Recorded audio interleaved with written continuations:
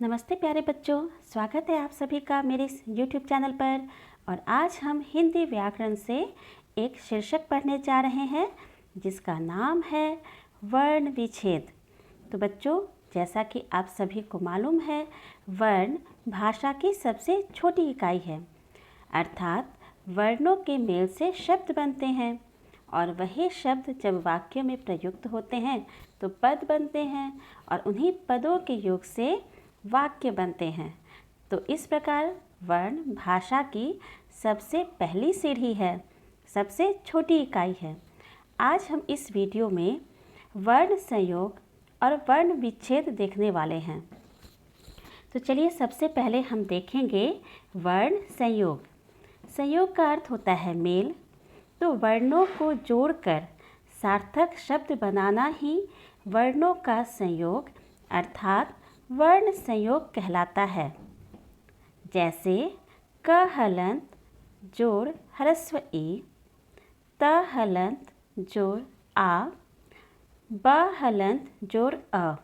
तो क हलंत जोड़ ह्रस्व ई तो क्या बन गया की।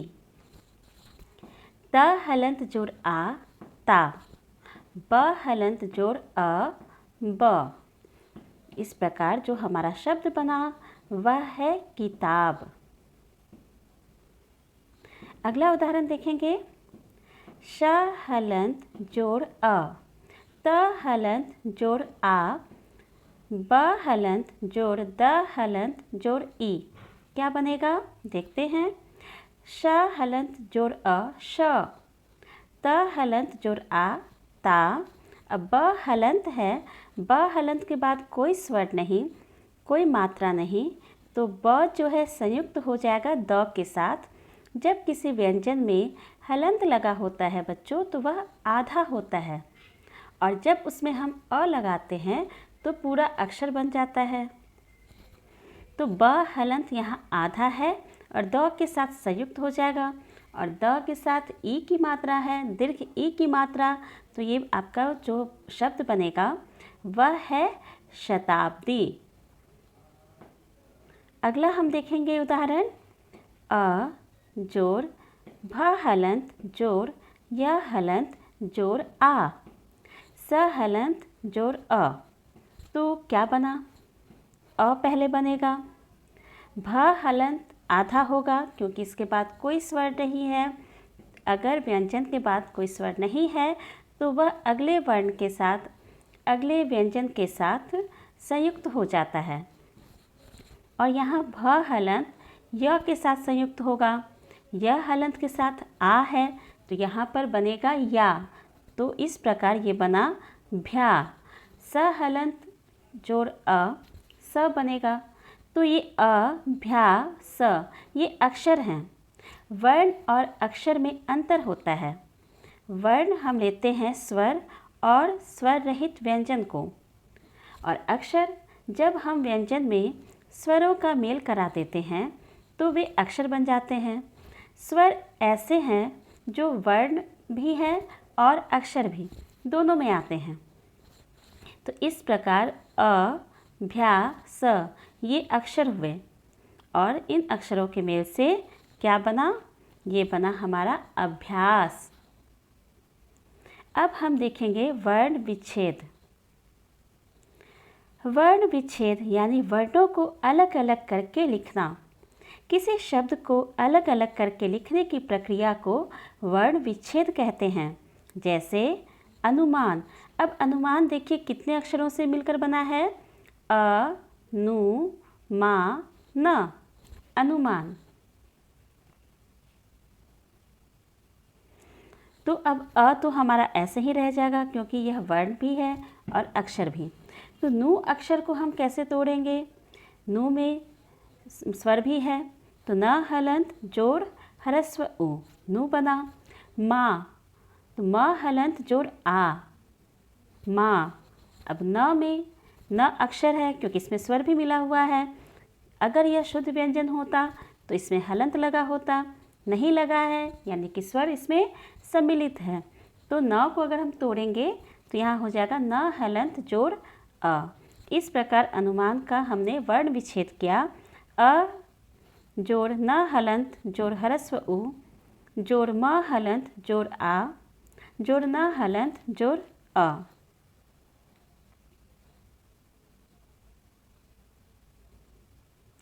अगला शब्द हम देखेंगे प्रचलन। प्रचलन में देखिए कितने अक्षर हैं, प्र, च, ल, न, प्रचलन। तो सबसे पहले प्र को तोड़ेंगे।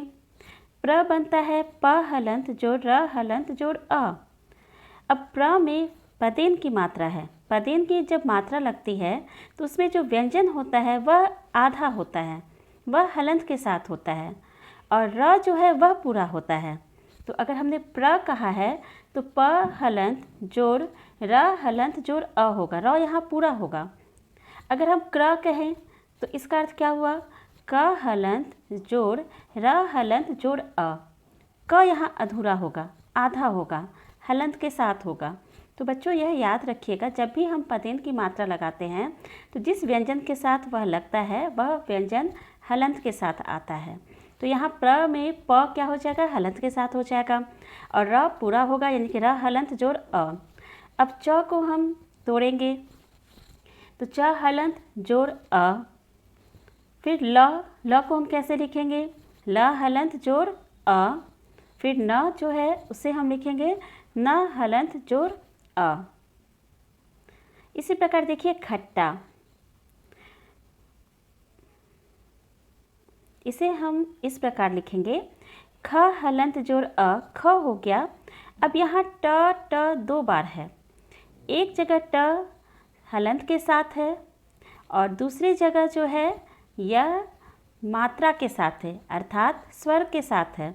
तो पहली बार जो ट आया है यह स्वर रहित है, और दूसरी बार जो ट आया है यह स्वर सहित है, यानी स्वर के साथ है। तो इसे हम इस प्रकार लिखेंगे, ख हलंत जोड़ अ, ट हलंत, फिर ट हलंत जोड़ आ, खट्टा। अब हम अनुस्वार से संबंधित कुछ अभ्यास प्रश्नों पर नज़र डालेंगे। जैसे गंगा, गंगा को हम कैसे लिखेंगे, अगर इसकी वर्तनी हम लिखें तो ग में अनुस्वार भी लिखते हैं और ग में आ की मात्रा भी लिखते हैं। और एक प्रकार है कि हम उसमें अंग का प्रयोग करते हैं, जहाँ यह संयुक्त रूप से होता है ग के साथ। दो रूपों में हम इस शब्द को लिखते हैं। तो जब हम अनुस्वार लिखते हैं तो हम इसका वर्ण विच्छेद करेंगे, ग हलंत जोड़ अंग जोड़ ग हलंत जोड़ आ, गंगा। लेकिन जब हम अंग का प्रयोग करते हैं तो इसमें अंग भी हम लिखेंगे। किस प्रकार, ग हलंत जोड़ अ जोड़ अंग हलंत जोड़ ग हलंत जोड़ आ।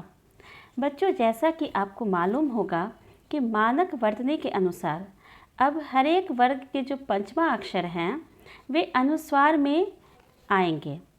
कब आएंगे, जब उन पंचमा अक्षर के बाद उन्हीं के वर्ग के अन्य 4 वर्णों में से कोई एक वर्ण हो। जैसे अंग है यहाँ पर, तो अंग किस वर्ग में आता है, क वर्ग में, और क वर्ग में ही ग आता है। तो अंग के बाद क वर्ग का ही एक सदस्य है ग, इस कारण यह अंग जो है अनुस्वार में लिखा जाएगा। तो नियम यही है कि कोई भी पंचमा अक्षर तभी अनुस्वार में बदलता है जब उसके जस्ट बाद उसी वर्ग के अन्य 4 वर्णों में से कोई एक वर्ण हो। देखिए दूसरा उदाहरण हम देखेंगे, जैसे पंचम, इसमें इ भी आता है, इ ही आता है, लेकिन इ के बाद उसी वर्ग का एक सदस्य है च, इस कारण इसे हम अनुस्वार में भी लिखते हैं।